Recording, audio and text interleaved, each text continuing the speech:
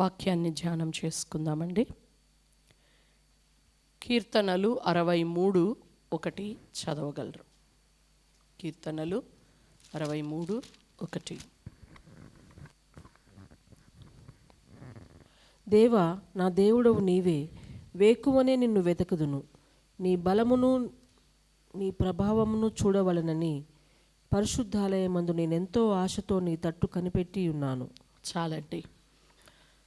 దేవా, నా దేవుడవు నీవే, వేకువనే నిన్ను వెదకుదును.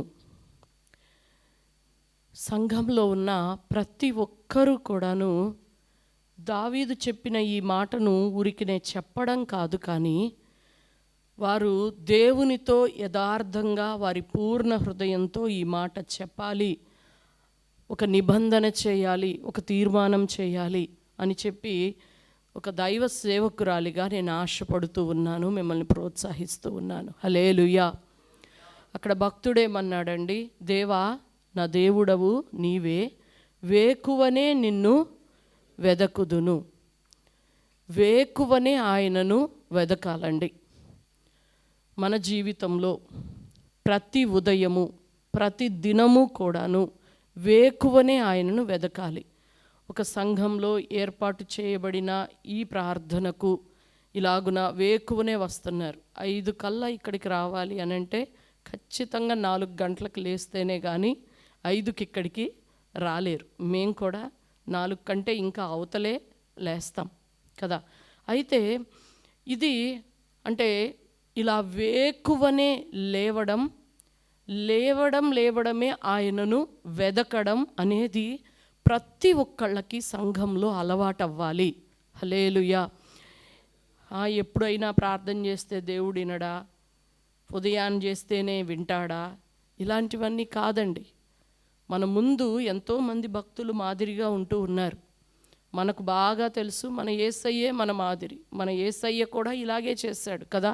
మనకి మార్కు 1:35 చూస్తే ఏమని ఉంటుందండి? ఆయన పెందల కడనే లేచి ఇంకను చాలా చీకటి ఉండగానే అరణ్య ప్రదేశానికి వెళ్ళి ప్రార్థన చేస్తూ ఉన్నాడు కదండి. ఒకసారి చదవండి అది, మార్కు 1:35. ఆయన పెందల కడనే లేచి ఇంకనూ చాలా చీకటి ఉండగానే బయలుదేరి అరణ్య ప్రదేశమునకు వెళ్ళి అక్కడ ప్రార్థన చేయుచుండెను కదండి. ఆయన రాత్రంతా కూడా చాలాసేపు మినిస్ట్రీలోనే ఉన్నాడు, అనేక మందికి బోధిస్తూ ఉన్నాడు, స్వస్థపరుస్తూ ఉన్నాడు. కానీ ఇక డ్యూటీ అయిపోయిందని హ్యాపీగా ఉండలేదు. కానీ మరలా వేకువనే లేచి ఆయన తండ్రి సన్నిధిని వెతుకుచూ ఉన్నాడండి కదా. ప్రార్థన చేయడానికి ఒంటరిగా అరణ్యంలోనికి వెళ్ళి ప్రార్థించుటలో గడుపుతూ ఉన్నాడు. దేవునికే ప్రార్థన చేయడం అవసరమైతే ఎందుకు అవసరం అనంటే శరీరంలో ఉన్నాడు కాబట్టి అవసరం. ఆయన శరీరంలో కూడాను ఆ యొక్క అబ్రహాము సంతాన స్వభావం, పాప స్వభావం ఉంది కాబట్టి అది పై చేయి కాకుండునట్లు ఆ యొక్క శరీర సంబంధమైన మనస్సైన మరణము ఆయనను ఎప్పుడూ కూడాను జయించకుండునట్లుగా ప్రార్థనలతోనూ విజ్ఞాపనలతోనూ యాచనలతోనూ ఆ శరీర సంబంధమైన మనస్సు నుండి తనను తప్పించగలిగిన దేవునికి ప్రతిదినము ప్రార్థన చేస్తూ ఉన్నాడు. హల్లెలూయా. మీకంటే ఏయో కష్టాలు ఉన్నాయి, లేనిపోని కష్టాలు తెచ్చిపెట్టుకున్నారు, మీరు ప్రార్థనలు చేస్తారు. మాకేంటండి, మాకు ఉంటానే ఉంది, మా జీవితాలు నెమ్మదిగా అట్టా గడిచిపోతానే ఉన్నాయి, మేము పొద్దున్నే లేచి ఏడ్చి దుఃఖపడి ప్రార్థన చేయాల్సిన అవసరం మాకేమీ లేదు, మేము అన్నీ చక్కగా సెట్ చేసుకున్నాం, సెటిల్గా ఉన్నాము అని అనుకోవడానికి వీల్లేదు కదా.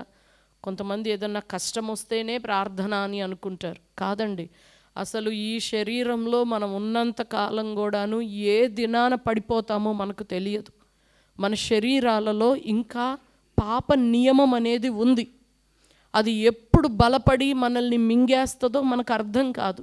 కనుక కృప మనకు దొరుకునట్లుగా, కృపనే ఆధారపడి మనం జీవించగలుగునట్లుగా, మన ద్వారా పాపము జరగకుండునట్లుగా ఖచ్చితంగా ప్రతిరోజు ప్రార్థన చేసుకోవాలి.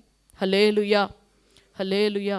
కదండి, ఏ సమస్య లేని వాళ్ళే ప్రార్థన చెయ్యాలి అన్నప్పుడు ఎన్ని ఉన్నాయండి మనకి. కనుక ప్రార్థన చేయాలి. పాస్టర్ గారు పెట్టారు, ఏదో ఒక మాట 10 మందిలో అనేస్తారు పేరు పెట్టి. ఎందుకు ఆయన చేత అనిపించుకునేది, కాసేపు వచ్చి ప్రార్థన చేసుకుందాం, మంచిదే కదా. ఇట్లాగ కాదండి, ఇట్లా కాదు.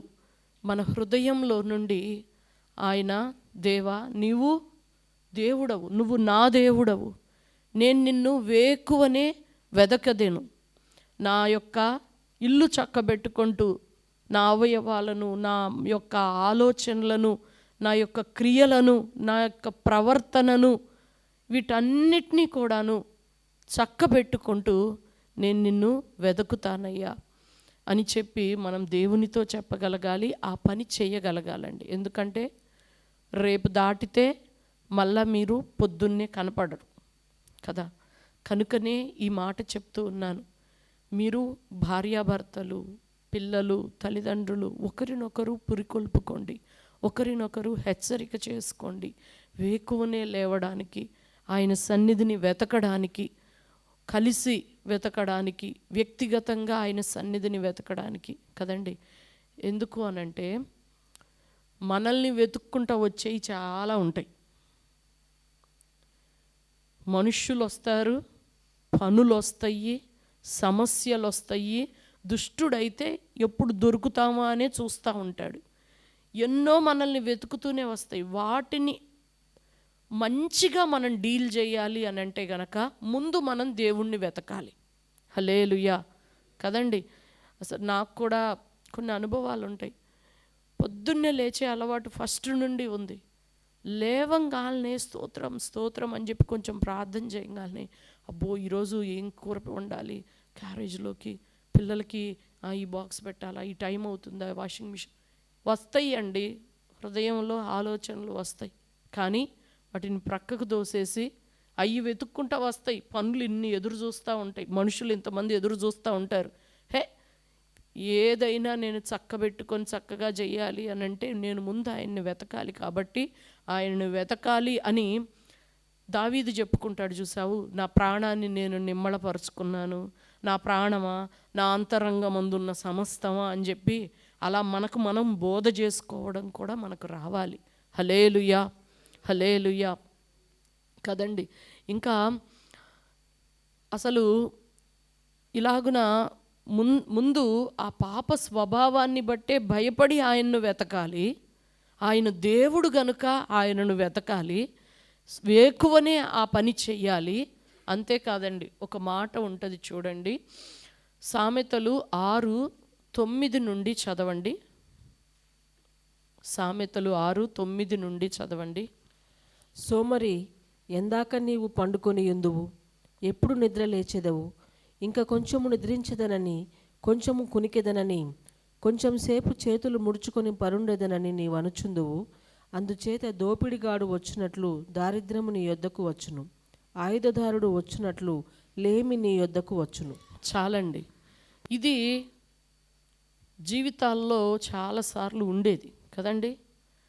అంటే ఏమనుకుంటాము, అసలు ఎస్పెషల్లీ ఈ చలికాలం కదా, ఇంకాస్త చేతులు ముడిచి పరుండేదను, ఇంకొంచెం సేపు కునికెదను అని అనుకుంటూ ఉంటామంట. ఇలాగున అంటూ ఉంటే దేవుడు అంటున్నాడు, సోమరి ఎందాక పడుకుంటావు, ఎప్పుడు నిద్రలేస్తావు అని చెప్పి దేవుని వాక్యం మనల్ని హెచ్చరిక చేస్తూ ఉంది. దానికి పైదా మనం చదివితే అండి అంటాడు, సోమరి చీమల దగ్గరికి వెళ్ళు, వాటికి న్యాయాధిపతి లేడు, పై విచారణకర్త కూడా లేడు. పై విచారణకర్త అంటే పాస్టర్ గారు లాగా అనమాట. ఏంటి ఫోన్ చేసి, ఏంటమ్మా ఏంటి ప్రార్థనకు రావట్లేదు, నిద్రపోతున్నారా అంటూ మన సంగతులు విచారించేవాళ్ళు అండి. విచారణకర్తలు అనేకులు ఉండట అసలు మేలు రక్షణకరమని దేవుని వాక్యం సెలవిస్తూ ఉందండి. అసలు మన గురించి ఒకళ్ళు విచారించి మనల్ని హెచ్చరిక చేస్తున్నారంటేనే అది దేవుని కృప అనుకోవాలి, అంతేగాని అదొక దరిద్రంగా భావించకూడదు కదా. భక్తి కలిగిన వారికి భక్తిహీనులకి వ్యత్యాసం అక్కడే ఉంటుంది. నన్ను కొంచెం అటో ఇటో అయితే హెచ్చరిక చేసేవాళ్ళు ఒకళ్ళు ఉన్నారు, నన్ను సరిచేసేవాళ్ళు ఒకళ్ళు ఉన్నారు అనేది ఒక ఆశీర్వాదం అని భక్తి కలిగిన వాళ్ళు అనుకుంటారు. భక్తిహీనులైతే మొహం మార్చుకుంటారు, తిట్టుకుంటారు, ఏం పని పాట లేదనుకుంటారు, మా పర్సనల్ విషయాల్లోకి వచ్చేస్తున్నారు అనుకుంటారు. ఇలాగ అనుకుంటారండి భక్తిహీనులు. కానీ ఇక్కడ సోమరి పై విచారణకర్త లేడు వాటికి, కానీ అవి చాలా చక్కగా పనిచేసుకుంటున్నాయి అని అంటాడు. అక్కడ ఏమంటాడండి, కొంచెం పడుకుంటాను, కొంచెం కునికెదను, ఇందువలననే లేమి కలుగుతుంది. ఆయుధదారుడు వచ్చినట్లుగా దారిద్ర్యం వచ్చేస్తుందంటండి కదా.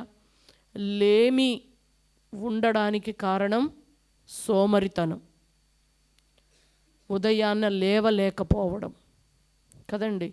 రాత్రంతా ఏం చేస్తారండి? ఒక నియమం పెట్టుకుంటే బాగుంటుంది. 9 కల్లా ఫోన్లు ఫ్లైట్ మోడ్లోకి వెళ్ళిపోవాలి, డేటా ఆఫ్ అయిపోవాలి. అలాంటిది ఒక నియమం పెట్టుకుంటే బాగుంటుంది. ఏమో ఇంపార్టెంట్ కాల్స్ వస్తాయేమో అనుకుంటే ఒక చిన్న నోకియా ఫోన్ కొనుక్కొని కాల్ డైవర్షన్ పెట్టుకుంటే అయిపోతుంది కదండి. ఇలాగా మనకు మనమే కొన్ని చేసుకోగలగాలండి. ఎందుకంటే లేమికి భయపడతాం కదా. లేమికి భయపడి నిద్రయందు ఆసక్తి విడువుము అని దేవుని వాక్యం సెలవిస్తూ ఉంది కదండి. మనము లేమికి భయపడతాం, డబ్బులు లేకపోవడానికి భయపడే వాళ్ళు ఉంటారు, ఆరోగ్య లేమి ఉంటుంది, సంతాన లేమి ఉంటుంది, అలాగుననే ఎన్నో లేములు ఉంటాయి. సమాధాన లేమి అనేది కూడా ఇంట్లో ఉంటుంది కదండి. ఎన్నో కొదువలు, లేమి అంటే ఏంటండి? కొదువ. దానికి భయపడితే, నిజంగా భయపడితే దేవుడు చెప్పేది ఏంటి అని అంటే, నిద్రయందు ఆసక్తి విడిచిపెట్టు. ఆసక్తి విడిచిపెట్టాలండి. హల్లెలూయా. ఆయుధదారుడు వచ్చినట్లుగా దారిద్ర్యం, లేమి మన మీదకు వచ్చేస్తాయి అంటండి. మామూలుగా వస్తేనే మనం నిలబడలేం, తట్టుకోలేం. అట్లాంటిది ఆయుధాలు తీసుకొని మన శత్రువు మీదకు వస్తే ఒట్టి చేతులతో మనం ఎదుర్కోగలమా అండి? కదా. కనుక ఇటువంటిది మన జీవితంలో జరగకుండా ఉండాలి అంటే నిద్రయందు ఆసక్తి విడిచిపెట్టేసేసేయాలి. హల్లెలూయా, హల్లెలూయా. ఇది మనం చాలా జాగ్రత్తగా చూసుకోవాలండి. మనం మళ్ళా ఇదే విషయాన్ని మరలా ఇలాగే సామెతలు 24:30 నుండి 34 వరకు కూడా మాట్లాడతారు కదా. సోమరి వాని చేను నేను దాటి రాగా కదండి. అది దాని పరిస్థితి అంతా కూడా చెప్తాడు. దాంట్లో పొలంలో ఏముండాలండి? మంచి పండ్ల చెట్లు ఉండాలి, వ్యవసాయం ఉపయోగకరమైనవి ఉండాలి. కానీ వేస్ట్ ఇవన్నీ కూడా మొలిసిపోతున్నాయి దాంట్లో. దానికి ఏమీ ప్రవేశించకుండా ఒక రాతి గోడ ఉండాలి. సోమరివాడు ఉదయాన లేచి పిల్లల కొరకు, తన కొరకు బలి అర్పించడం, ప్రార్థన చేయడం లేదు కాబట్టి ఏమైపోతుంది? కుటుంబం యొక్క రాతి గోడలు పడిపోతున్నాయి, ప్రాకారాలు పాడైపోతూ ఉన్నాయి, దాంట్లోకి ఏదైనా దూరొచ్చు కదండి. కనుక అలాగునని ఇంకా అక్కడ లాస్ట్లో చెప్తారు కదా, ఒకసారి చదవండి.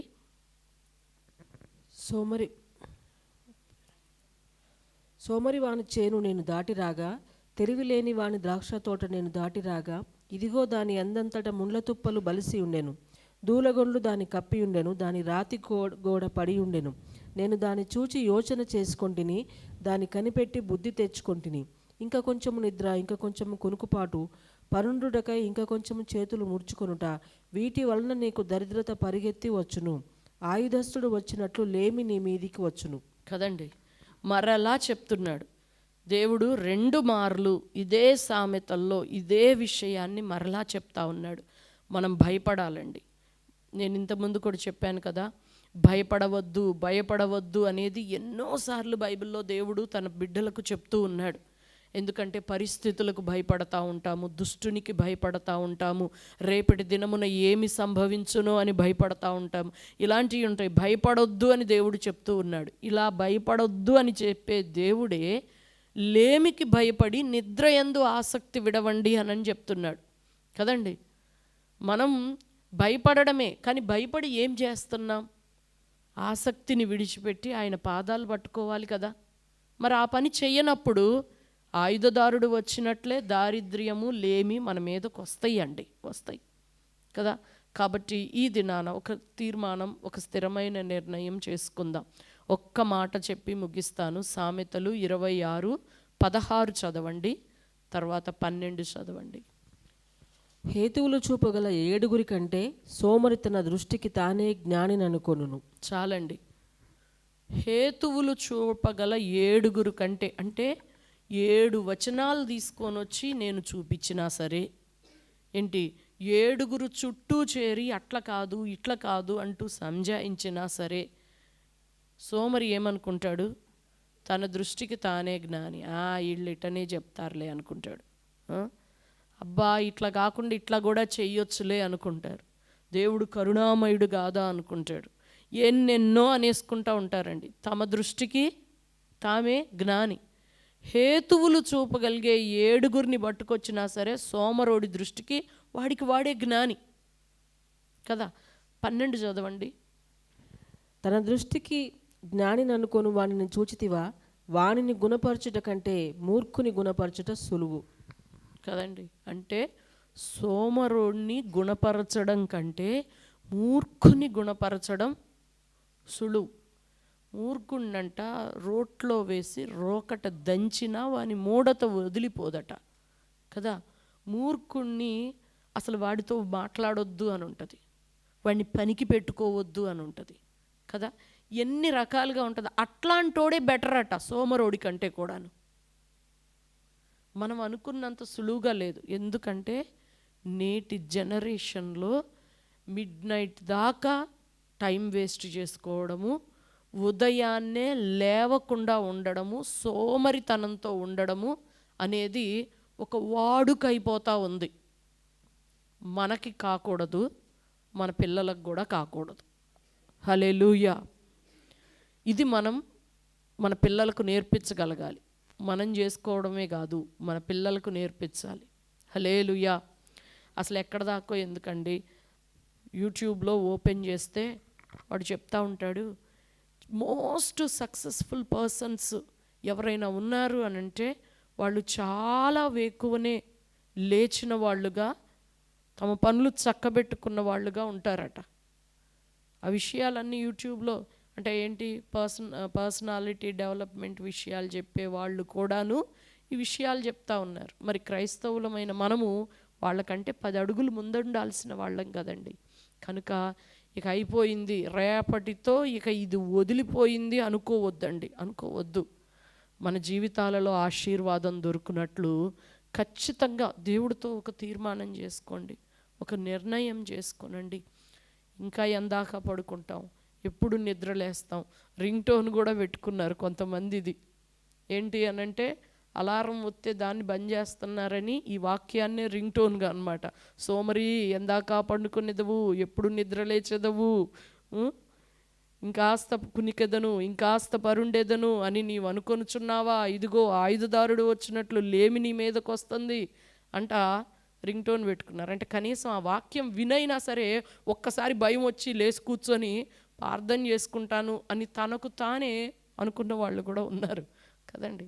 కనుక ప్రయత్నం చేయండి. దీంతో ఇక రేపటితో అంతా అయిపోయింది, ఇక హ్యాపీగా దుప్పటి ముసుకేసి 7 దాకా పడుకుందాం అని అనుకోవద్దు. ఇప్పుడు ఆరాధన చేస్తున్నాం కదా, దేవుడు మన మధ్య ఉన్నాడు కదా. ఆ దావీదు చెప్పినట్టే మనం కూడా చెప్దాం, దేవా నువ్వు నా దేవుడవు, వేకువనే నిన్ను వెతుకుతాను నేను చెప్దామండి. దేవుడు అట్టి కృపని మనకందరికీ అనుగ్రహించునుగాక. ఆమేన్.